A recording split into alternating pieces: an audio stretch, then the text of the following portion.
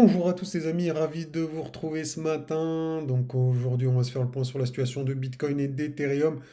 Donc les amis, eh bien on a parlé d'Ethereum hier, etc. Donc on avait vu qu'il fallait absolument garder ici ce support, cette polarité pour bien garder la dynamique haussière. Malheureusement, comme vous pouvez le constater, ce n'est pas le cas. Donc il y a eu une rupture vers le sud. Bon, là, j'ai un peu exagéré la cassure, mais vous avez compris, en tout cas, on a break le support par le bas. Donc, ce qui est un signe de faiblesse. Donc, le momentum aussi sur Ethereum, eh bien, est, a validé vraiment sa faiblesse. Donc, on l'avait vu déjà dans d'autres charts que c'était, bien évidemment, que c'était possible. On avait vu qu'on était dans une logique de distribution. Bon, personnellement, j'espérais un dernier rebond avant la poursuite de la chute. Et là, bon, là, c'est la chute directement,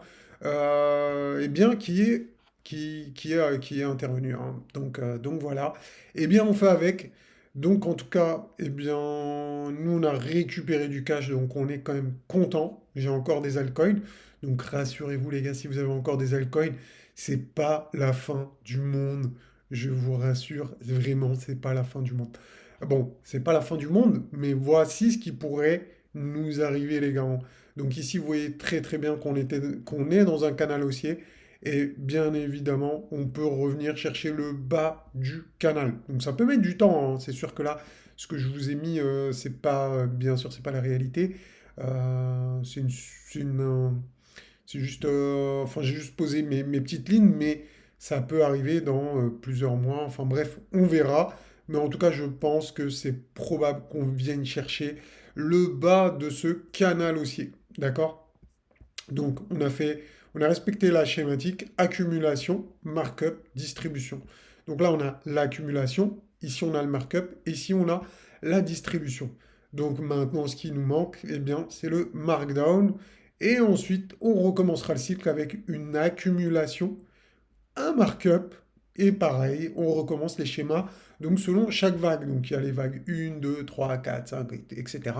Euh, voilà, pour ceux qui connaissent les vagues d'Elliott, donc bien évidemment, qui se rejoignent avec les autres types d'analyse.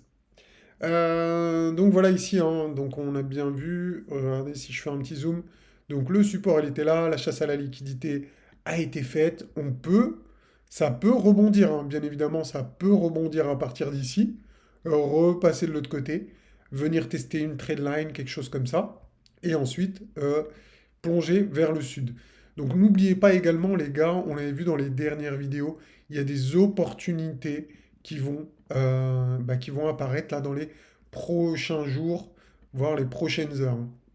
Donc n'oubliez pas, on avait vu ensemble la Buy the Deep Zone qui se situe, donc qui est la Magic Box annuelle, d'accord? Donc c'est la Magic Box, c'est les indicateurs que j'utilise personnellement, que j'ai programmés, et bien qui se situe entre 38 500 environ jusqu'à 30 500 environ, d'accord? Donc ici, toute cette zone, c'est ce que j'appelle la Buy the Deep Zone. Donc là, on est venu presque toucher le haut de la Magic Box annuelle qui est aux alentours des 38 500. Donc je pense qu'on va y aller. Donc peut-être qu'on va faire un rebond avant et après on va y aller, hein, tout à fait possible, hein. Donc ça sera à voir. Mais en tout cas, je pense vraiment qu'on va au moins venir tester les 38 500. C'est mon avis. On verra bien ce qu'il en est. Donc en plus, on a des zones d'imbalance ici. À venir boucher, ce serait pas déconnant de venir ici, euh, combler ces zones comme des zones de gap en fait qu'on viendrait combler ici. Donc voilà ce qu'il y a à surveiller de ce côté-là. Donc on avait vu, hein, la zone d'objectif, distribution, zone d'objectif. Bitcoin a fait sa figure, il est venu prendre, enfin, il est venu à ses objectifs, et ensuite il a distribué, donc là en ce moment il distribue. Et donc, comme on l'a vu sur le chart, Buy the Deep Zone, ça serait ici donc une grosse opportunité selon moi pour recharger en Bitcoin. Donc au niveau d'Ethereum, alors je vais vous montrer ça. Je vais juste vous mettre les Magic Box. N'oubliez pas que c'est des analyses long terme et que je suis en train de vous faire. Donc, je vous préviens qu'il peut y avoir un rebond. Donc, vous attendez pas à ce que les objectifs, on les atteigne dans la journée, hein. Donc voilà. En tout cas, pour Ethereum, regardez ici avec moi, on a la euh, Buy the Deep Zone, hein, comme je l'appelle. Elle est ici, d'accord? Donc entre eux, je vais vous mettre les étiquettes de prix.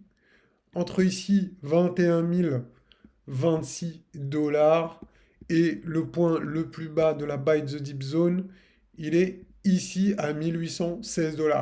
Donc en gros, ce que je suis en train de vous dire, c'est si Ethereum, imaginons, hein, il fait ça, hop, eh bien il vient ici dans la Buy the Deep Zone, il crée une schématique d'accumulation, eh bien, ça serait une opportunité incroyable pour acheter ici de l'Ethereum, recharger en Ethereum avant un gros mouvement impulsif à la hausse. Donc voilà, en tout cas, c'est mon avis. Bien évidemment, vous avez le droit de ne pas être d'accord et de penser différemment. En tout cas, n'hésitez pas à me le dire en commentaire. Ça peut être toujours sympa bien, d'échanger et de savoir ce que vous en pensez. Voilà, moi, en tout cas, c'est ce que je pense. C'est les grosses zones d'opportunité, les buy de deep zone sur Bitcoin et Ethereum. Bah, je vous ai donné les niveaux. Si on y va, bien évidemment que ça sera une opportunité pour recharger. Selon moi, en tout cas, c'est ce que je compte faire. Bah voilà, cette vidéo touche à sa fin. Je vous dis à bientôt, les amis. Ciao, ciao. N'hésitez pas, les gars, ouais, lâchez des pouces bleus, tout ça, hein, je vous le dis, je vous l'ai pas dit. Mais franchement, n'hésitez pas, les bons. Allez, ciao.